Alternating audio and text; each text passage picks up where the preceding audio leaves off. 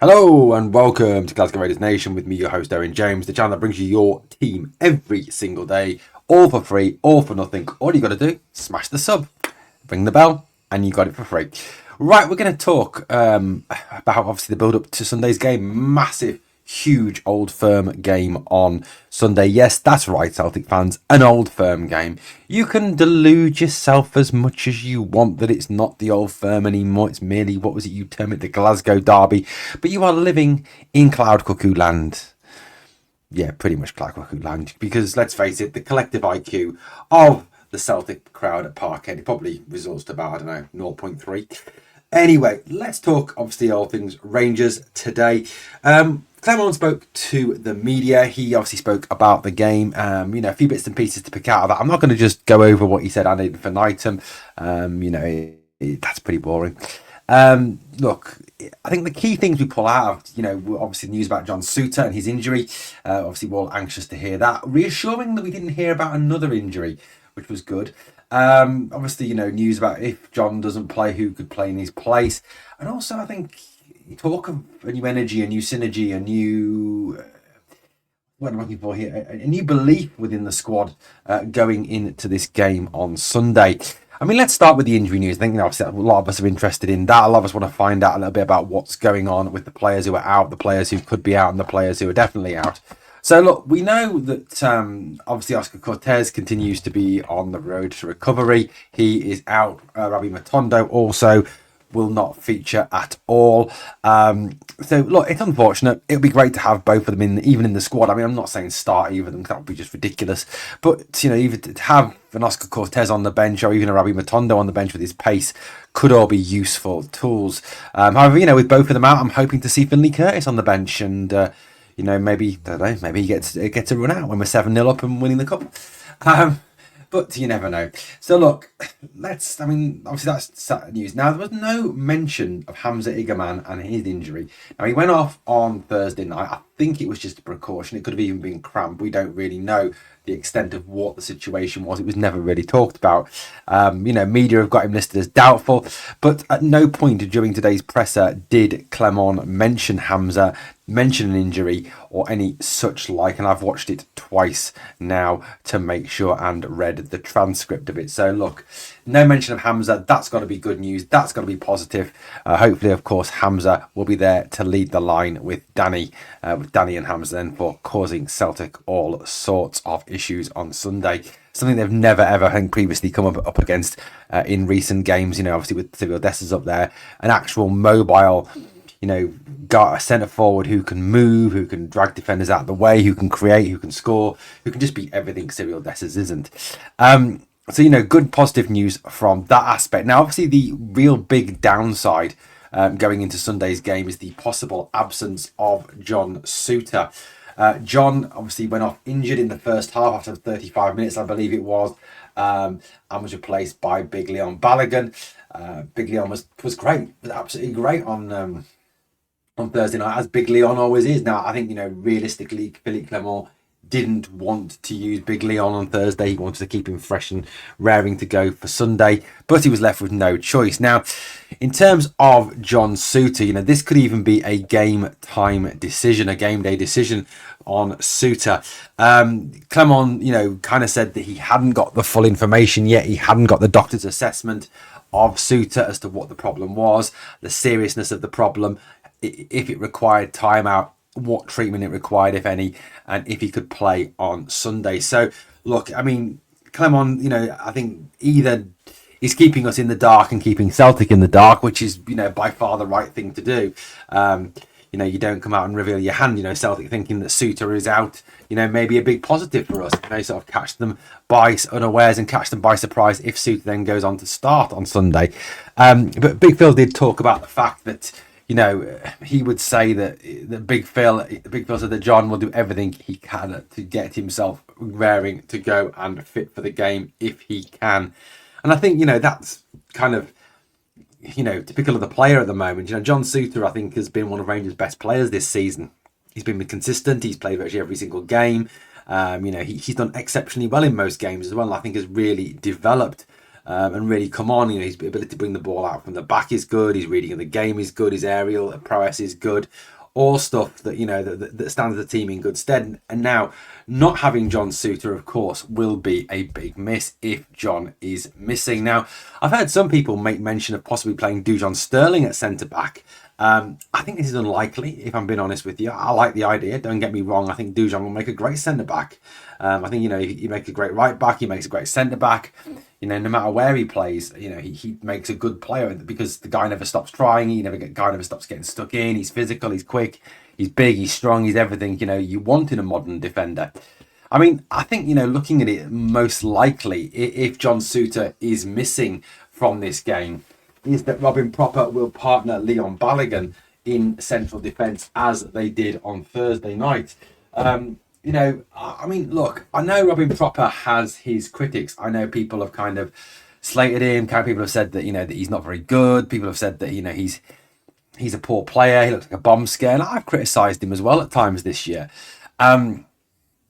However, he had an exceptionally good game on Thursday night against a very good, Tottenham attack. People can talk about Tottenham's injuries all they want, but they still had Hyung Sung Min. They still brought on Dominic Solanke. They still had James Maddison. They had some good. They brought on obviously Kulusevski. They still had some very good attacking players. So look, I mean, you can talk all the rubbish you want, and it's mostly Celtic pundits and Celtic media that are saying this.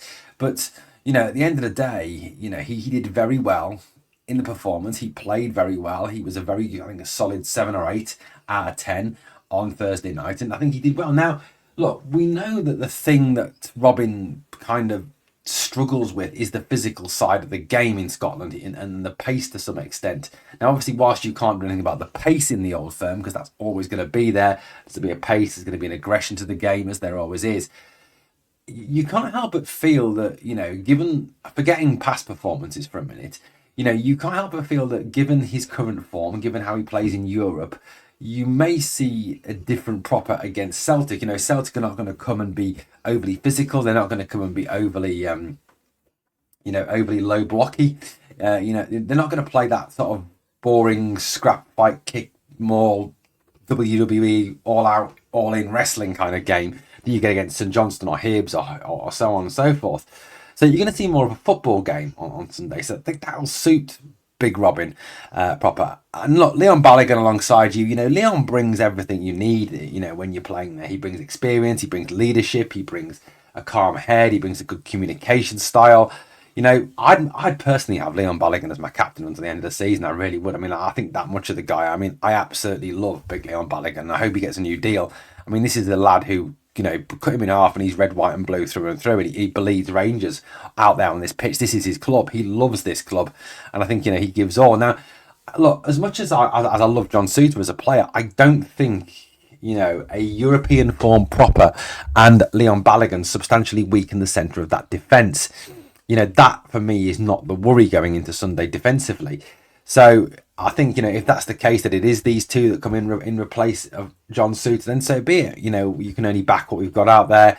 Like I said, Propper has not had at times the best of seasons, but look, this is a massive stage for him. Europe, a League Cup final. He's played well in Europe. He hopefully that's given him some confidence, giving him a bit of a boost when it comes to playing. So look, at the end of the day, if Big John isn't able to play, these two will obviously be the centre-back pairing, and we wish them all the very, very best if they are. And I've got every confidence in them. Big Phil spoke a lot in the presser today about the fact that his team have a new energy, that his team have a kind of new verve to them, and their fitness and their energy levels have got better as the season has gone on, which I suppose kind of fits into his. We'll see a better Rangers in October, November. It's just that it's come into December now, and it's kind of been a bit late. Perhaps it was delayed, like a British train. But look, at the end of the day, Big Phil's talked a lot about that energy. He's talked about that dominating football. And I think, over recent games, we've seen a better energy from Rangers. We've seen a better movement from Rangers. We've seen a better quality of play from Rangers. And I think, he may not kind of overly want to admit it, but there has been a kind of change of style there, a kind of change of formation, and a kind of change of personnel as well. You talk about, I think, more a 4-3-3 than a 4-4-2. a higher press, a quicker use of the ball. And I think what's really helped, has been the change up front. I think the movement and pace and strength of Danilo and the movement, pace and strength of Hamza have really added to this team and changed the dynamic in the forward areas. Have vastly improved it from when the slow man, Mr. Dessers, was up there, who couldn't stay on side and, had to kind of back into players. And I think, one of the big differences I've seen is that you see Danilo get kicked, you see Hamza get kicked, and they kind of just get on with it, whereas Dessers would kind of sit on his arse and moan at the ref. Really useful. So look, overall, you've got to applaud Clement, you've got to applaud the team. We are moving forward and you're seeing a better energy. Yes, at the end of the day, that could all come crashing down on Sunday. And yes, I get it that, Sunday is the all important. Going out there on Sunday and winning that cup and playing well against them and laying down a marker, that's kind of key on Sunday too. And it really does all come down to that. Now, one of the questions Big Phil was kind of asked twice was about the pressure he feels. And, kind of a question that's kind of trying to push the pressure onto Big Phil as regards the Old Firm game. People talking about the fact that as a Rangers manager, if you don't win games, then you don't last long as a Rangers manager. If you underperform in these, you don't last long as a Rangers manager. How much pressure does he actually feel like going into these games against Celtic? And he said none at all. He said the pressure was very much in terms of winning trophies, in terms of on himself, in terms of his competitive edge. It wasn't there in terms of, it wasn't anything, this game was nothing. It's not about him, was his exact word. It's not about me. He said it's about the players.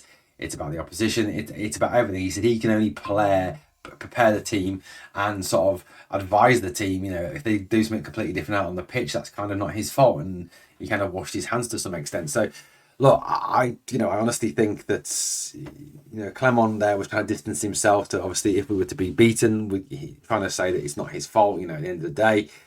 But look, at the end of the day, you've got to accept that as a manager, the buck rests with you. You're the one who's going to have to carry that buck all the way. You're the one that's going to have to kind of live up to, live up to it, and also the fact that, as was said in the press conference today, was kind of skirted over by Philippe Clement, is if you don't beat Celtic on a regular basis as Rangers manager, you don't get to keep your you don't get to keep your job. That's just the way of the world. So, look, there is a pressure there. Of course there is a pressure there. We spoke about continuing that new energy and that new belief on the pitch. He spoke also about the fact that, on Sunday it was about some rotation, getting getting fit legs, fresh legs into the team. He talked as well a little bit about the fact that the journos tried to make a big thing of the fact that Celtic have had more rest than Rangers, and he said he wasn't thinking about that at all. It was about recovering the team quickly, getting the team back and fresh and ready to go on Sunday, and obviously, rotating the team to some degree. I think what was really interesting though was the fact that that he said about bringing back players who deserve to be in the team, and I think you've got a situation here on Sunday where, look, no matter what time it is, you've got to play these guys. These guys have got to play on Sunday. You've got to start Hadji, who's been fantastic since he's come back into the team.